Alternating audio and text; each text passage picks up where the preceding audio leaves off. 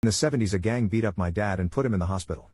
So he got revenge on all of them. This isn't my story, but rather my dad's. I know the believability of this might be hard, but I believe this story to be true. My dad was a very nice and hard-working man with some of the greatest patience for bullshit I've ever seen. But he also had a temper that could make an angry moose turn the other way if he was pushed far enough. Well, when this happened he was definitely pushed far enough. He told this to me after I told him all of the things I did to prank evil Mama Bear before moving out of her house. He told me this story once and only once about 10 years ago and never spoke of it again. I wrote it down in a journal from memory back then so I wouldn't forget. So I'll try and retell it as best as I can from what I wrote in the journal a decade ago. And if any of you thought my revenge streak I did on my mother before moving out was too much with the gnomes and laxative, what my father did was much more brutal.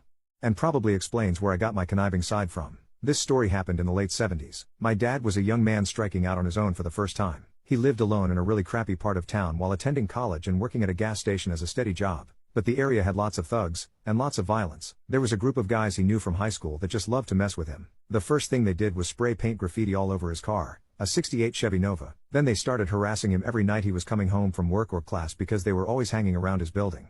The leader of the gang was a big guy Dad referred to as Ted.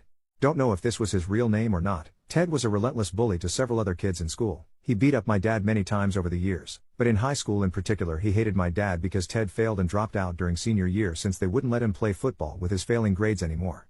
My dad on the other hand finished with some pretty decent grades and got a partial scholarship to a local community college. So to say Ted resented my dad was putting it mildly. And one day when my dad was going into his apartment, Ted and his gang ambushed him and beat him terribly in a back alley. My dad laid bloody and unconscious in that alley all night. He was found in the morning by an old lady walking her dog and she called for help. He was in the hospital for months with several broken bones and head trauma, and this caused him to lose out on a lot of his college classes and he had to retake them. Of course he told police it was Ted and his cronies that beat him up, but the police weren't very good at their jobs, and claimed they had no evidence that Ted did it because he and his friends all supposedly had alibis and there were no other witnesses.